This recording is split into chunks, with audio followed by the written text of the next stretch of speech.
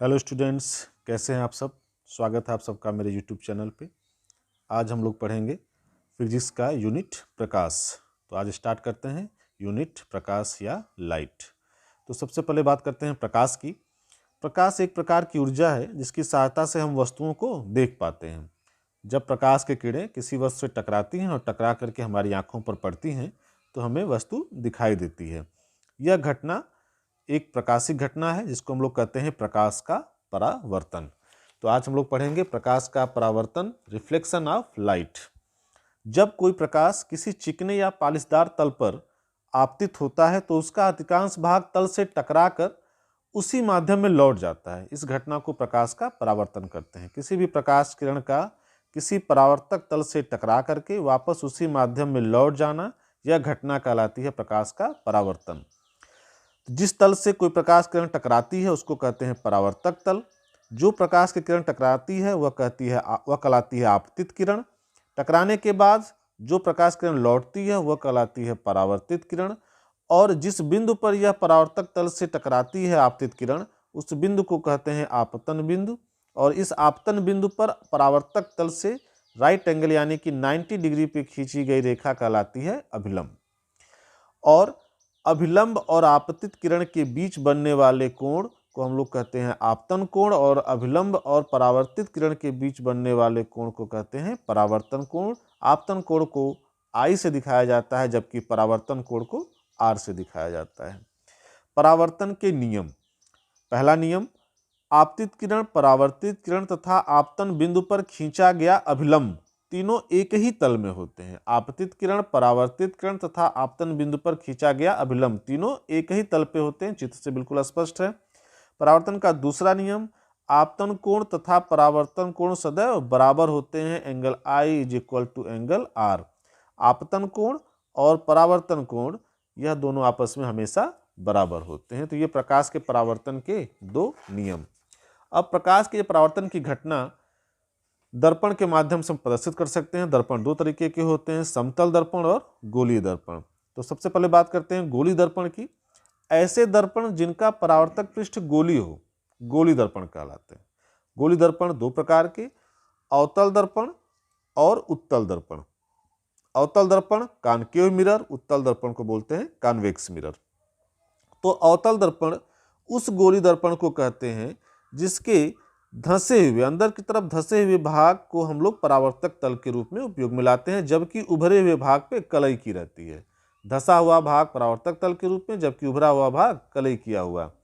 जबकि उत्तल दर्पण में धंसे हुए भाग पे कलई की रहती है, जबकि उभरा हुआ भाग परावर्तक तल के रूप में यूज किया था। धंसे हुए भाग पे कलई, जबकि उभरे हुए भाग को हम लोग परावर्तक तल के रूप में यूज करते हैं। यह बेसिक डिफरेंस है अवतल दर्पण और उत्तल दर्पण। तो परावर्तन की घटना को पढ़ने के लिए हमें पहले दर्पण से संबंधित कुछ टर्म्स के बारे में जानना होगा, उनसे कुछ संबंधित परिभाषाएं पढ़ेंगे। तो सबसे पहले दर्पण के ध्रुव के बारे में जानते हैं। क्या होता है दर्पण का ध्रुव? परावर्तक पृष्ठ, गोलीय दर्पण का जो परावर्तक पृष्ठ होता है इसका मध्य बिंदु, इस पूरे गोलीय दर्पण का जो परावर्तक पृष्ठ होता है उसका मध्य बिंदु दर्पण का ध्रुव कहलाता है। सेकेंड टॉपिक, वक्रता केंद्र, सेंटर ऑफ कर्वेचर। गोलीय दर्पण जिस गोले का भाग होता है, गोलीय दर्पण किसी न किसी गोले का ही भाग होता है, तो गोलीय दर्पण जिस गोले का भाग होता है उसके केंद्र को हम लोग कहते हैं वक्रता केंद्र, सेंटर ऑफ कर्वेचर। इसे C से प्रदर्शित किया जाता है। अगला टॉपिक, वक्रता त्रिज्या, रेडियस ऑफ कर्वेचर। तो यह गोलीय दर्पण जिस गोले का भाग होता है उस गोले की त्रिज्या कहलाती है वक्रता त्रिज्या, जिसे कैपिटल R से प्रदर्शित करते हैं। मुख्य अक्ष, दर्पण के ध्रुव और वक्रता केंद्र से होकर जाने वाली रेखा को मुख्य अक्ष कहते हैं, प्रिंसिपल एक्सिस कहते हैं। दर्पण के ध्रुव और वक्रता केंद्र से होकर गुजरने वाली रेखा को हम कहते हैं मुख्य अक्ष या प्रिंसिपल एक्सिस। अगला पॉइंट है मुख्य फोकस अथवा फोकस। तो किसी भी गोलीय दर्पण से जब मुख्य अक्ष के समानांतर आने वाली प्रकाश की किरणें टकराने के बाद मुख्य अक्ष को जिस बिंदु पे काटती हैं या जिस बिंदु पे मिलती हैं वो बिंदु कहलाता है फोकस बिंदु या मुख्य फोकस। अवतल दर्पण में मुख्य अक्ष के समानांतर आने वाली प्रकाश की किरणें टकराने के बाद अवतल दर्पण से जिस बिंदु पे वास्तविक रूप से मिलती हैं वह कहलाता है मुख्य फोकस या फोकस बिंदु, और इसे कैपिटल एफ से प्रदर्शित करते हैं, कैपिटल एफ से प्रदर्शित करते हैं। उत्तल दर्पण में मुख्य अक्ष के समानांतर आने वाली प्रकाश की किरणें उत्तल दर्पण द्वारा टकराने के बाद जिस बिंदु पर मुख्य अक्ष के जिस बिंदु पर मिलती हुई प्रतीत होती हैं, वास्तविक रूप से मिलती हैं जबकि उत्तल दर्पण में मिलती हुई प्रतीत होती हैं, तो इस बिंदु को कहते हैं मुख्य फोकस या फोकस बिंदु। अगला पॉइंट है फोकस दूरी। किसी भी गोली दर्पण के ध्रुव और मुख्य फोकस के बीच की दूरी को दर्पण की फोकस दूरी कहते हैं। इसे स्मॉल एफ से दिखाते हैं। किसी भी दर्पण के, चाहे वह अवतल दर्पण हो या उत्तल दर्पण हो, उसके ध्रुव और मुख्य फोकस के बीच की जो दूरी होती है वह कहलाती है उस दर्पण की फोकस दूरी। गोली दर्पण की वक्रता, त्रिज्या तथा फोकस दूरी में संबंध। चाहे अवतल दर्पण हो चाहे उत्तल दर्पण हो, उनकी फोकस दूरी तथा त्रिज्या में एक संबंध होता है। फोकस दूरी इज इक्वल टू r/2, यानी कि किसी भी गोली दर्पण की फोकस दूरी उसकी वक्रता त्रिज्या की आधी होती है। यह एक रिलेशन है फोकस दूरी तथा त्रिज्या में। अब गोली दर्पण द्वारा जो प्रतिबिंब बनते हैं उनके बारे में जानते हैं। तो गोली दर्पण द्वारा जो प्रतिबिंब बनते हैं वो दो तरीके के होते हैं, वास्तविक प्रतिबिंब और आभासी प्रतिबिंब। तो सबसे पहले बात करते हैं प्रतिबिंब कैसे बनते हैं। दर्पण के परावर्तक तल से परावर्तन के पश्चात प्रकाश किरणें जिस बिंदु पर मिलती हैं या मिलती हुई प्रतीत होती हैं, अवतल दर्पण में मिलती हैं और उत्तल दर्पण में मिलती हुई प्रतीत होती हैं। तो जहाँ पे प्रकाश किरणें मिलती हैं वहीं पे बनता है वस्तु का प्रतिबिंब। तो प्रतिबिंब दो तरीके का, एक वास्तविक प्रतिबिंब तो दूसरा होता है आभासी प्रतिबिंब। वास्तविक प्रतिबिंब को बोलते हैं रियल इमेज, आभासी प्रतिबिंब को बोला जाता है वर्चुअल इमेज। तो वास्तविक प्रतिबिंब कब बनता है? जब परावर्तन के पश्चात प्रकाश किरणें वास्तव में किसी बिंदु पर मिलती हैं, तो ऐसे बना हुआ प्रतिबिंब कहलाता है वास्तविक प्रतिबिंब। ऐसा प्रतिबिंब पर्दे पर प्राप्त किया जा सकता है। जबकि आभासी प्रतिबिंब परावर्तन के पश्चात प्रकाश किरणें किसी बिंदु पर मिलती हुई प्रतीत होती हैं, तो ऐसे प्रतिबिंब को कहते हैं आभासी। वास्तविक प्रतिबिंब में प्रकाश किरणें परावर्तन के पश्चात वास्तव में मिलती हैं, जबकि आभासी प्रतिबिंब में परावर्तन के पश्चात प्रकाश की किरणें मिलती हुई प्रतीत होती हैं और यह प्रतिबिंब पर्दे पर प्राप्त नहीं किया जा सकता, पर्दे पर प्राप्त नहीं किया जा सकता।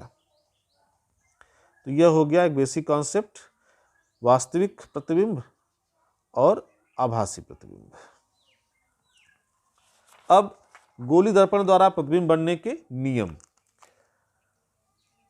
Rules for image formation by spherical mirrors. तो पहला नियम यह कहता है कि यदि कोई प्रकाश की किरण मुख्य अक्ष के समानांतर आएगी और तो वह दर्पण से टकराने के बाद दर्पण के फोकस से होकर के गुजरेगी।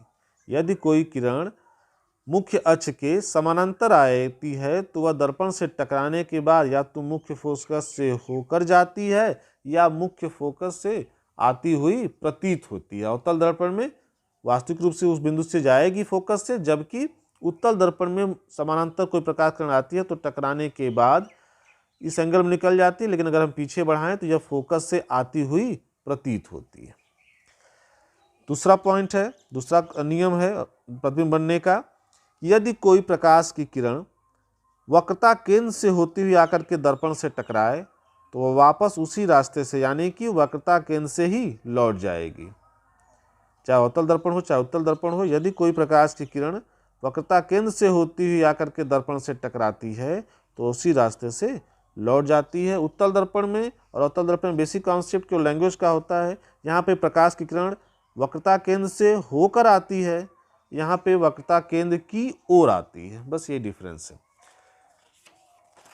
तीसरा नियम कहता है कि यदि कोई प्रकाश की किरण दर्पण से की तरफ फोकस से होती हुई आए, फोकस से होकर आए अवतल दर्पण में या फोकस की ओर आए उत्तल दर्पण में, तो यदि कोई प्रकाश की किरण फोकस से होती हुई आकर के दर्पण से टकराएगी तो परावर्तन के पश्चात वह मुख्य अक्ष के समानांतर हो जाएगी।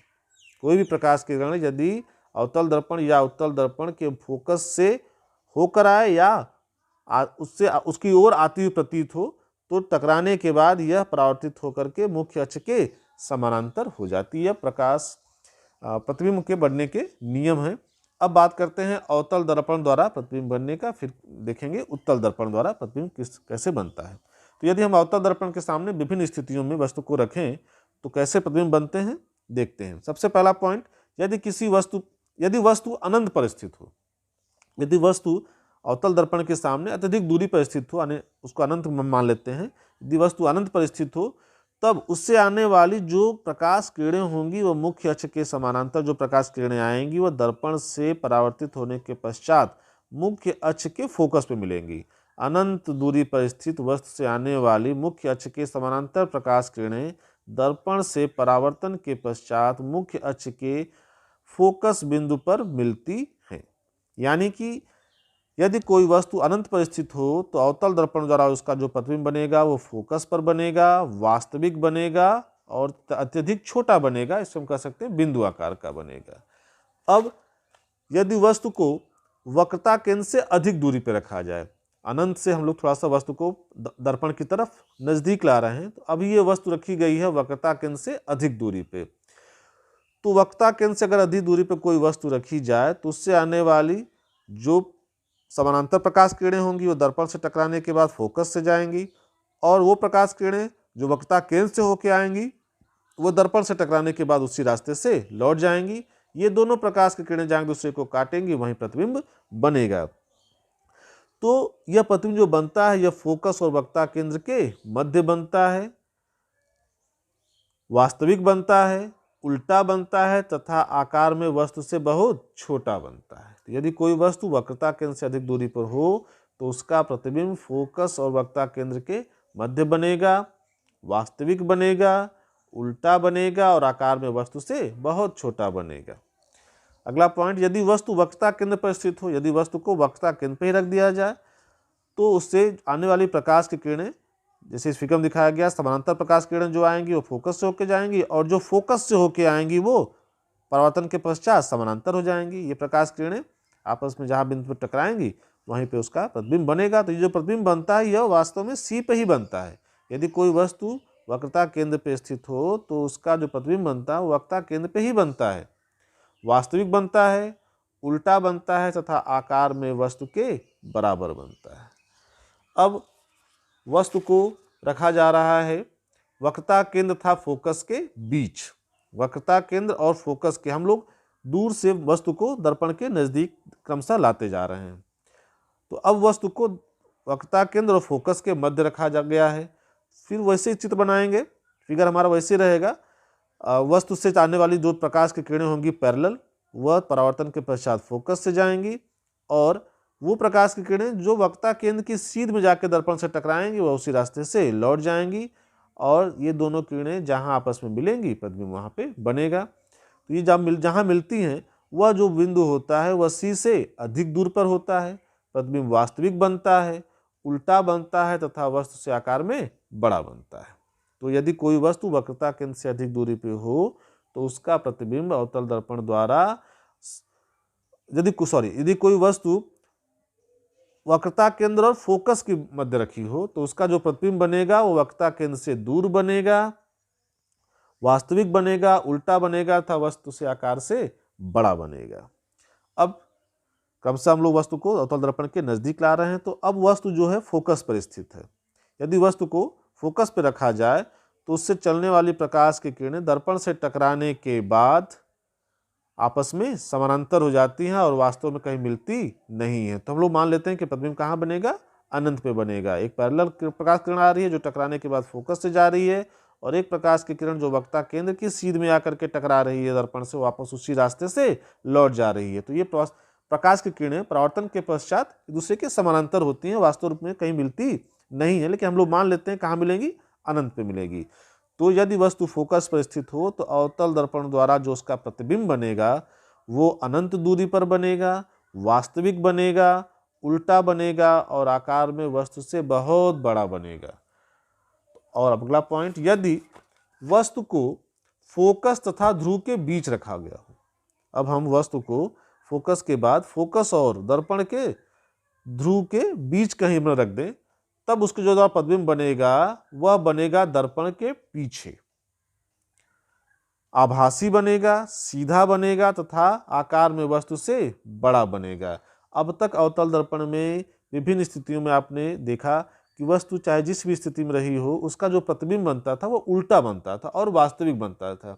जबकि यदि वस्तु को फोकस और ध्रुव के मध्य रख दिया जाए अवतल दर्पण के सामने, तब उसका जो प्रतिबिंब बनेगा वह आभासी बनेगा। तो यह केवल एक कंडीशन होती है जिसमें अवतल दर्पण द्वारा आभासी प्रतिबिंब बनता है। यदि कोई वस्तु मान लीजिए कि ये भी रखी हुई है, तो उससे जो प्रकाश की किरण, एक प्रकाश किरण दिखाया गया है जो कि वक्ता केंद्र के सीध में आकर टकरा रही है दर्पण से, वापस उसी रास्ते से लौट जा रही है।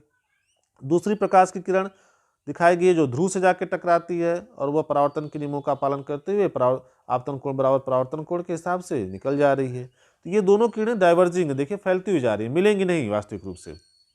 लेकिन यदि इनको पीछे की तरफ बढ़ाया जाए तो ये मिलती हुई प्रतीत होती है। तो इसका मतलब ये हुआ कि अभी तक हम लोगों ने जो पढ़ा कि अवतल दर्पण द्वारा यदि वस्तु को अनंत से अब तक लाएं तो हर परिस्थिति में उसका जो प्रतिबिंब बनेगा वो वास्तविक बनेगा, उल्टा बनेगा तथा आकार में बड़ा होता जाएगा। जबकि यदि वस्तु को फोकस तथा ध्रुव के मध्य कहीं रखें अवतल दर्पण के सामने, तो उसके द्वारा जो प्रतिबिंब बनेगा वो आभासी बनेगा और सीधा बनेगा। तो यह अवतल दर्पण के द्वारा विभिन्न स्थितियों में रखी हुई वस्तु का प्रतिबिंब है। अब बात करते हैं उत्तल दर्पण द्वारा प्रतिबिंब का बनना। तो उत्तल दर्पण के सामने यदि वस्तु अनंत पे स्थित हो या अनंत के बाद कहीं भी स्थित हो, यही दो कंडीशन होती हैं। तो उत्तल दर्पण द्वारा केवल दो तरह के प्रतिबिंब बनते हैं, दो ही परिस्थितियां होती हैं। पहला है यदि वस्तु अनंत पर स्थित हो तो उससे आने वाली जो समानांतर प्रकाश की किरणें होती हैं वह उत्तल दर्पण द्वारा टकराने के बाद जिस बिंदु पे मिलती है वहां पे वस्तु का प्रतिबिंब बनेगा। लेकिन वास्तविक रूप से ये मिलती नहीं है, ये डाइवर्जिंग है, टकराने के बाद फैलती जाती है। लेकिन अगर इनको हम पीछे की तरफ बढ़ाएं दर्पण के पीछे, तो यह फोकस पे मिलती हुई प्रतीत होती हैं। यानी उत्तल दर्पण के सामने यदि हम किसी वस्तु को अनंत पे रखें तो उसका जो प्रतिबिंब बनेगा वह दर्पण के पीछे बनेगा, फोकस पर बनेगा, आभासी बनेगा, सीधा बनेगा और वस्तु से बहुत ही छोटा बनेगा। दूसरी कंडीशन, उत्तल दर्पण के सामने यदि हम अनंत के अलावा कहीं भी वस्तु को किसी भी स्थिति में रखें, उत्तल दर्पण के सामने कहीं भी रख दें वस्तु को, तो उसका जो प्रतिबिंब बनता है वह दर्पण के पीछे, फोकस और ध्रुव के बीच बनता है। दर्पण के पीछे बनेगा, ध्रुव और फोकस के बीच बनेगा, सीधा बनेगा, आभासी बनेगा और वस्तु से बहुत ही छोटा बनेगा।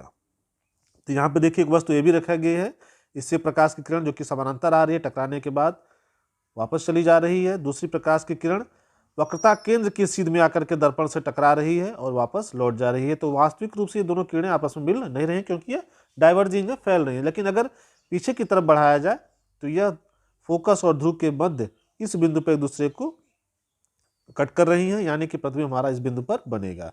तो और उत्तल दर्पण के सामने अनंत के अलावा कहीं भी वस्तु रखी हो तो उसका जो प्रतिबिंब बनता है वह फोकस और ध्रुव के मध्य बनता है, आभासी बनता है, सीधा बनता है और वस्तु से छोटा बनता है। तो हम लोगों ने देखा कि प्रकाश का परावर्तन क्या होता है, परावर्तन के नियम क्या हैं, दर्पण गोली दर्पण क्या होते हैं, कितने प्रकार के होते हैं, और इन गोली दर्पणों के सामने यदि वस्तु को विभिन्न स्थितियों में रखा जाए तो उन गोली दर्पणों द्वारा प्रतिबिंब का जो स्वभाव होता है या प्रतिबिंब की जो स्थिति होती है वो कैसी होती है, इन सब का अध्ययन आज हम लोगों ने किया। इसके बाद के टॉपिक अगले वीडियो में कवर किए जाएंगे। तब तक आप लोग सेफ रहिए, पढ़ते रहिए। कोई क्वेरी हो तो कमेंट बॉक्स में पूछिए। Thank you.